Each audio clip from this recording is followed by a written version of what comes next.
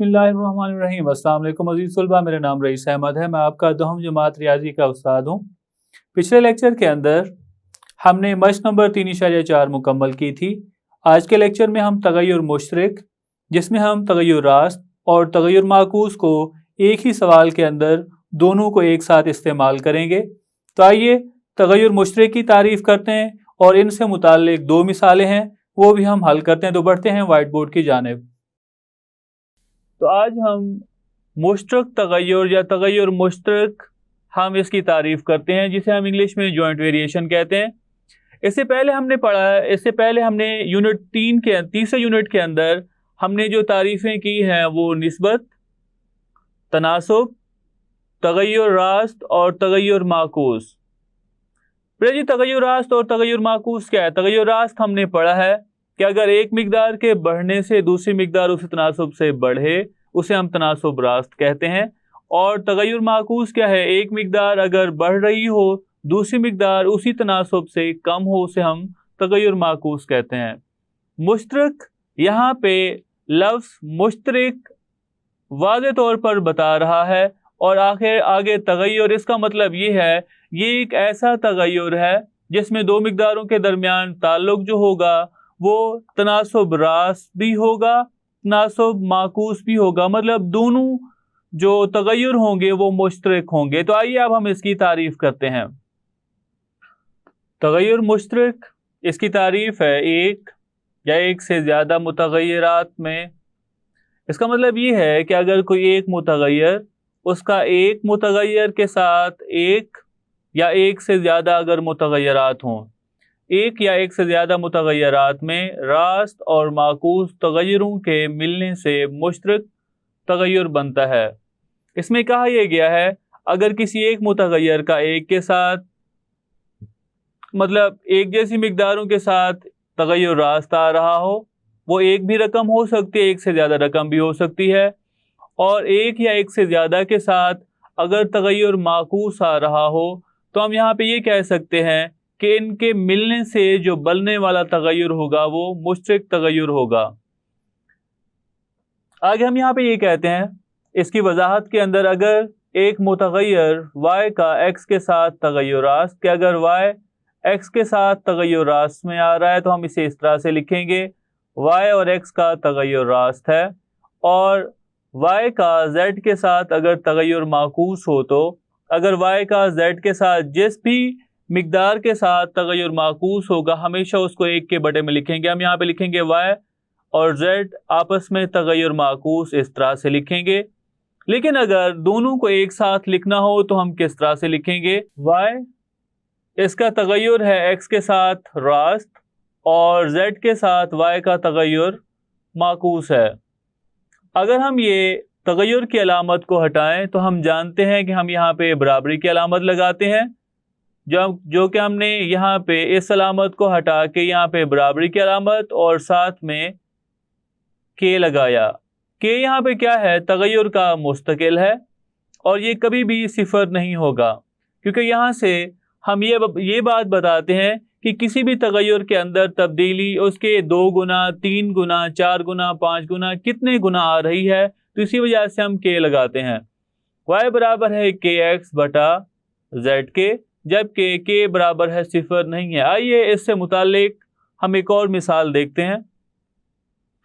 मसलन न्यूटन के कानून कशिश शकल के मुताबिक, न्यूटन का जो कानून है कशिश शकल का, उसके मुताबिक क्या है कि एक जिस्म से दूसरे जिस्म पर लगाए जाने वाली कुव्वत, कि अगर हम एक जिस्म से दूसरे जिस्म पर कोई अगर कुव्वत लगाते हैं जिसे हम जी से जाहिर कर रहे हैं, अगर ये कुव्वत जो कि अजसाम की कमीतों M1 M2, बेटा जी यहाँ पे अजसाम की जो कमीतों है, कमीतों हम कहते हैं औजान को वज़न, ठीक है। कमीतों M1 और M2 के हासिल ज़रब में तगय्युर रास्त, अगर ऐसा हो दो अजसाम जिनके ऊपर कोई कुव्वत लगाई गई है वो M1 और M2 हों और उनके दरमियान तगय्युर रास्त हो और आपस में ज़रब हो रहे हों और इनके दरमियानी फासला और उन दो अजसाम का जो दरमियानी फासला होगा उनके मुरब्बा में तगय्युर माकूस हो, तो हम इस तरह से लिख सकते हैं जी वो जो कुव्वत है वो उन औज़ान, उन अजसाम, वो जो M1 M2 या हम इसे M1 और M2 कह सकते हैं, इनके हासिले ज़रब के साथ इसका तगय्युर माकूस आ रहा है इस कुव्वत का, और इसके फासला के मुरब्बा के तगय्युर माकूस में आ रहा है। तो सबसे पहले अगर हम ये अलामत हटाएं जो कि माकूस की है, तो हम यहाँ पे बराबर और के लिखेंगे, जो कि इस तरह से लिखा जाएगा जी बराबर है के M1 M2 या जी बराबर है के M1 M2 बटा D की 2, जबकि के बराबर है 0। ये नहीं हो सकता क्योंकि के की कीमत 1, 2 या कुछ भी हो सकती है। आइए हम इससे मुतालिक जो मिसाल नंबर 1 और मिसाल नंबर 2 हैं उन्हें हम हल करते हैं ताकि मज़ीद हमें समझ आए इसकी। मिसाल नंबर 1, सवाल के अंदर ये कहा गया है अगर y x की 2 और z में तगय्युर मुश्तरक या मुश्तरक तगय्युर हो और y बराबर हो 6 के, जब x की कीमत 6 के बराबर, z बराबर आ रहा है 9 के, तो y को बतौर x और z का तफ़ाइल लिखिए। तो हमने क्या करना है, y की कीमत मालूम करनी है x और z में, जब k की कीमत मालूम करके हम इसमें दर्ज कर लेंगे। और आगे ये कहा गया है y की कीमत मालूम कीजिए जबकि x बराबर आ रहा हो 8 और z बराबर आ रहा हो 12 के। अब यहाँ पे लिखा गया है सवाल के अंदर y का x की 2 और z में तगय्युर मुश्तरक है। इसका मतलब ये है y x की 2 और z की 2 में दोनों में किसी एक तगय्युर में आएगा, या तगय्युर रास्त या तगय्युर माकूस।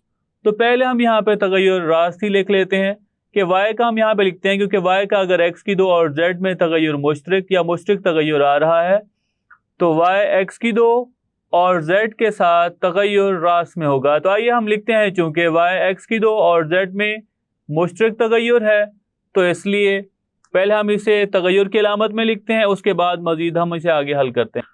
चूंकि y का x की 2 और z में मुश्तरक तगय्युर है इसलिए हम इसे लिख सकते हैं y तगय्युर x की 2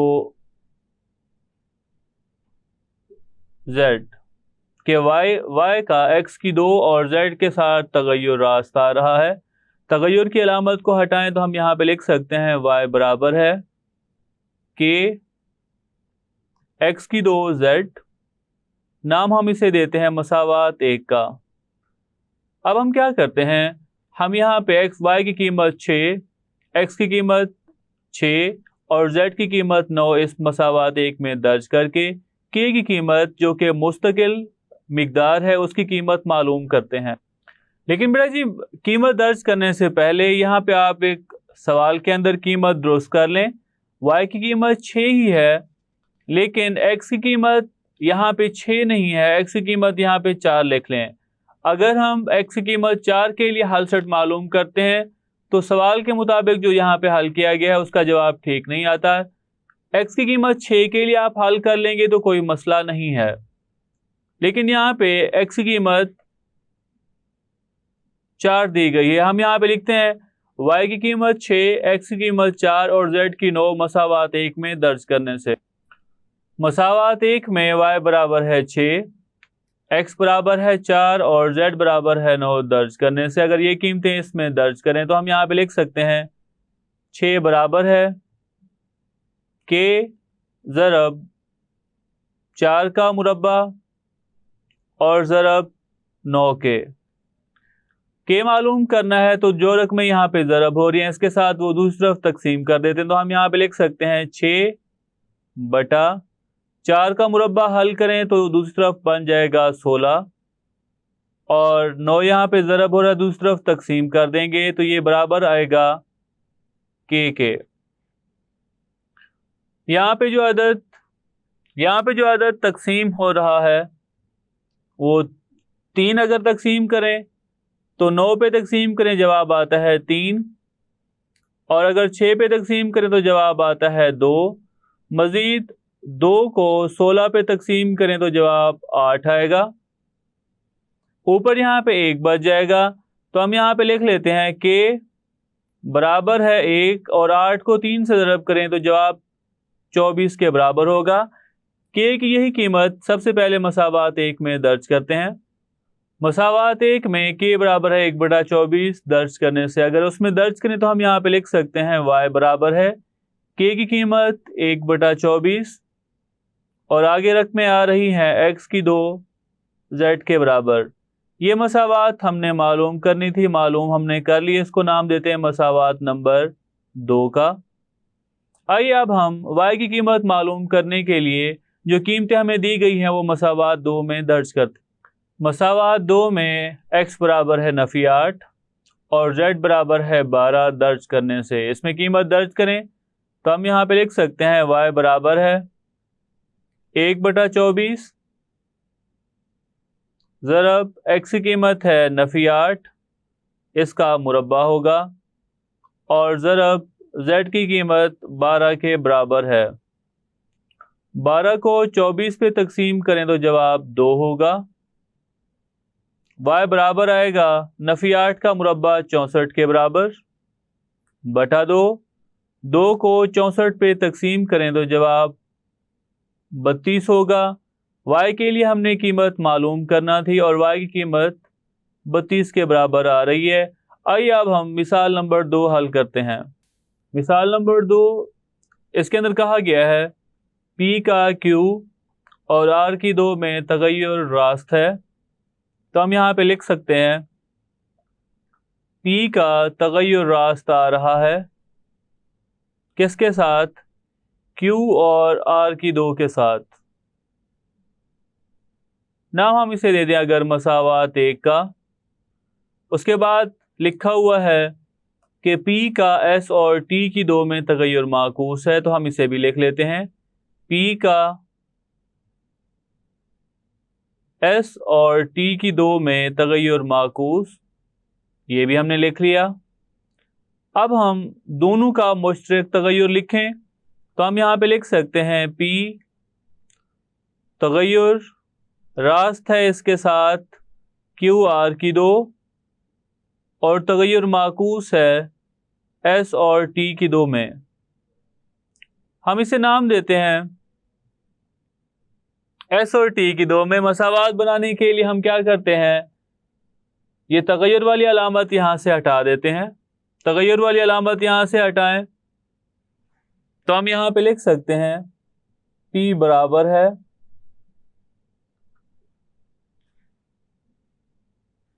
K Q R की 2 बटा S T की 2। इसको हम नाम देते हैं मसावात नंबर 3 का। ऊपर वाले दोनों जुमले थे। अब अगर हमने K की कीमत मालूम करनी है तो ये रकमें जो हमें दी गई हैं P की 40, R की 5, Q की 8, T की 2 और S की 3, ये सारी की सारी इस तीसरी मसावात में दर्ज कर देते हैं। मसावात 3 में P बराबर है 40, Q बराबर है 8, R बराबर है 5, S बराबर है 3 और T बराबर है 2 दर्ज करने से P की कीमत 40 के बराबर हम दर्ज कर रहे हैं, ये बराबर है K Q की कीमत जो दर्ज कर रहे हैं वो 8 के बराबर।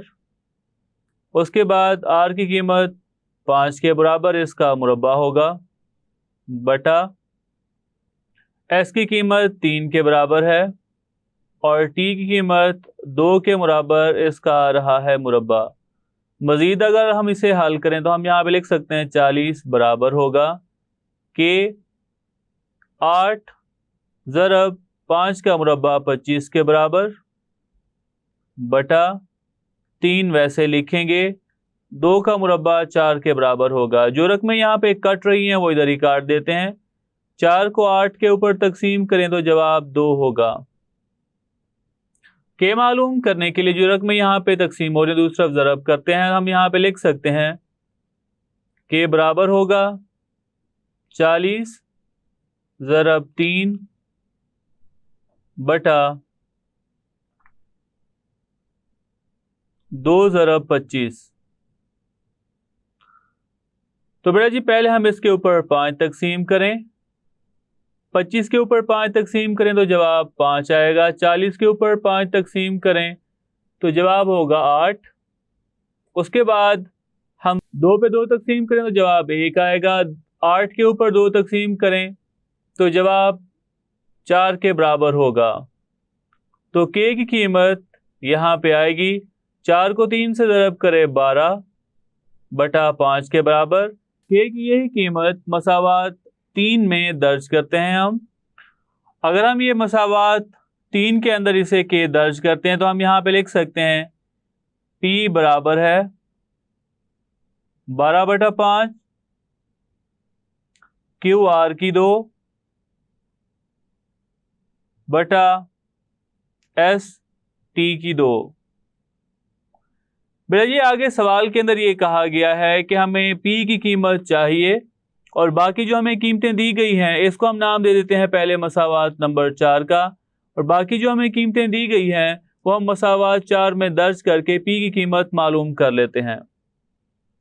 मसावात 4 में Q बराबर है नफी 2, R बराबर है 4, S बराबर है 3 और T बराबर है नफी 1 दर्ज करने से तो हम यहाँ पे लिख सकते हैं P बराबर होगा 12 बटा 5 Q की कीमत नफी 2,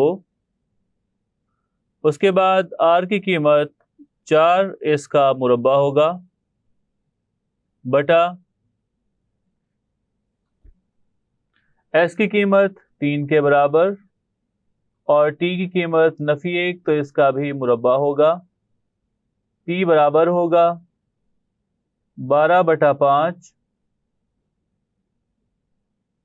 नफी 2 वैसे लिखेंगे, उसके बाद 4 का मुरब्बा 16 के बराबर बटा 3 वैसे और 1 नफी 1 का मुरब्बा 1 के बराबर होगा। यहाँ पे 3 12 के ऊपर अगर तकसीम करें तो जवाब 4 होगा। ऊपर वाली सारी रकमों को ज़रब करें, नफी में जवाब आ रहा है 16 को ज़रब करते हैं 2 से तो जवाब 32, 32 को 4 से ज़रब करते हैं तो जवाब आता है 128 बटा 5। P की कीमत मालूम करना थी और P हमने मालूम कर लिया। तो ये था हमारा आज का लेक्चर जिसके अंदर हमने तगय्युर मुश्तरक उसकी तारीफ की और उसके साथ ही मिसाल नंबर 1 और मिसाल नंबर 2 उन्हें हल किया। उम्मीद करता हूँ आज का लेक्चर आपको समझ आया होगा। मिलते हैं अगले लेक्चर में।